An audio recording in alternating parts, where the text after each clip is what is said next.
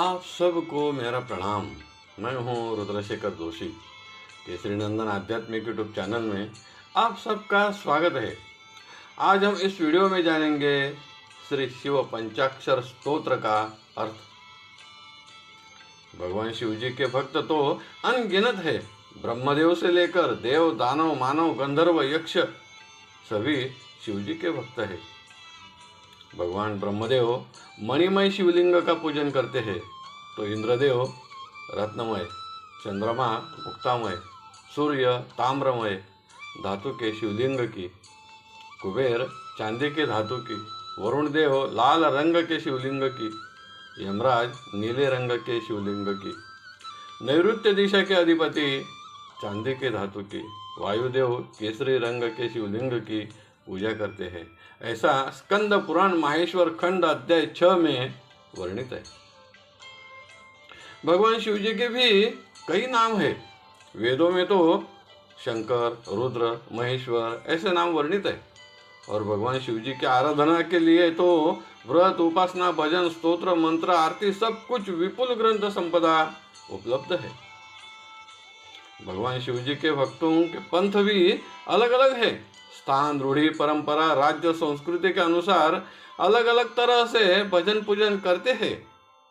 जिसे जैसे पूजा पसंद आती है वह वैसे करते हैं। फिर भी सभी भक्तों ने किया हुआ पूजन भगवान शिव जी तक ही पहुंचता है।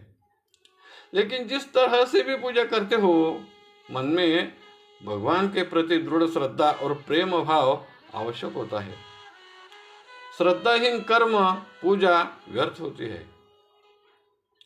लेकिन श्रद्धा से, प्रेम से, जहां भी हो, जैसे भी हो, केवल शिव शिव का जाप किया या नमः शिवाय या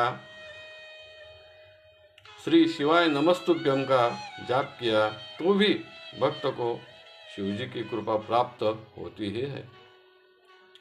अगर आपको संस्कृत पढ़ना आता है तो बहुत ही उत्तम है।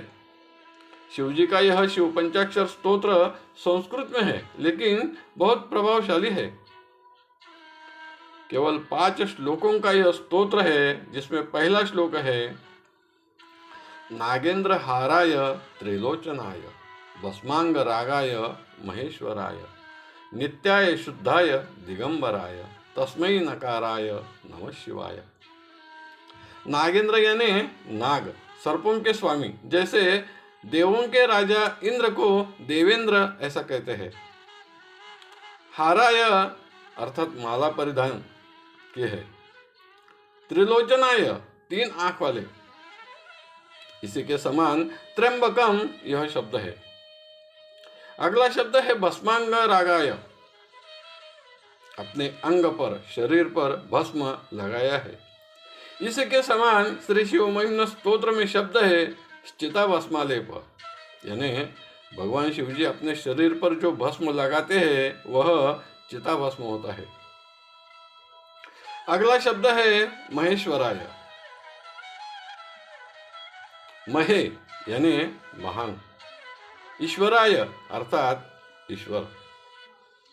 भगवान शिव जी देवों के देव है, इसलिए उन्हें महेश्वर ऐसा कहा है। अगले शब्द है नित्याय शुद्धाय दिगंबराय, जो नित्य है, शुद्ध है, परम शुद्ध है। दिगंबराय यानी दिग अर्थात दिशा, अंबर यानी आकाश, जिनका वस्त्र ही दिशा और आकाश है। पूजन में शब्द आता है दश दिक्पाल, यानी 10 दिशाओं के लोकपाल। ऐसे ही दिक इस शब्द का अर्थ दिशा ऐसा होता है। अगला शब्द है तस्मै नकाराय नमः शिवाय, अर्थात जिन्होंने सर्पों की मालाएं परिधान की है, जिनके 3 नेत्र है, जिन्होंने शरीर पर भस्म का लेपन किया है, जो देवों के देव है, नित्य है, शुद्ध है, दिगंबर है, जो नकार स्वरूप है, ऐसे शिव जी को मैं प्रणाम करता हूँ। शिव यानी कल्याण, शिवाय यानी कल्याण करने वाले। स्तोत्र में दूसरा श्लोक है मंदाकिनी सलिल चंदन चर्चिताय। मंदाकिनी नदी, यह गंगा नदी का ही एक नाम है। सलिल यानी जल, चंदन चर्चिताय अर्थात चंदन का लेपन, नंदीश्वर यानी नंदी के ईश्वर, प्रमथ नाथ, नाथ यानी स्वामी, प्रमथ नाथ यानी शिवगणों के स्वामी, महेश्वराय जो देवों के देव है। आगे शब्द है मंदार पुष्प बहुपुष्प सुपूजिताय, मंदार वृक्ष के फूल और कई तरह तरह के फूल या पुष्पों से, सु यानी अच्छी, आकर्षक, शुभ, पूजिताय यानी जिनका पूजन किया है या पूजन करते हैं।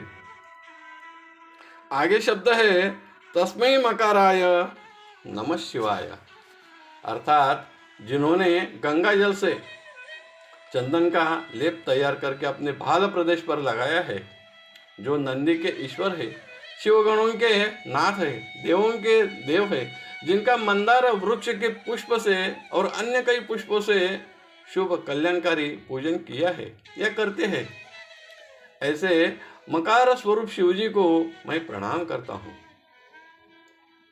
आगे तीसरा श्लोक है शिवाय गौरी वदनाब्ज वृंद सूर्याय, शिवाय यानी कल्याण करने वाले। आगे गौरी शब्द है यानी गौरी, पार्वती जी के प्राणनाथ, वदनाब्ज वृंद मुख कमल, अब्ज संख्यावाचक शब्द है, वृंद यानी समूह, जैसे कि भजनीय वृंद, भक्त वृंद ऐसा कहते हैं। अर्थात जो अपने पत्नी गौरी के मुख कमल को प्रसन्न और आनंदी रखने के लिए सूर्याय यानी सूर्य के तेज के समान है। आगे शब्द है दक्षाध्वर नाशकाय, ध्वर यानी यज्ञ, दक्ष प्रजापति का यज्ञ का नाश करने वाले, श्री नीलकंठाय अर्थात जिनका कंठ नीला है, वृषभ ध्वजाय यानी जिनके ध्वजा पर वृषभ का चिन्ह अंकित होता है, अर्थात जो गौरी के पार्वती के मुख कमल को प्रसन्न करने वाले हैं, सूरज के तेज के समान तेजस्वी और कल्याणकारी है, जो दक्ष प्रजापति के यज्ञ का विध्वंस करने वाले हैं, जो नीले कंठ के हैं, जिनके ध्वजा पर वृषभ का चिन्ह अंकित होता है, ऐसे शिकार स्वरूप शिवजी को मैं प्रणाम करता हूँ।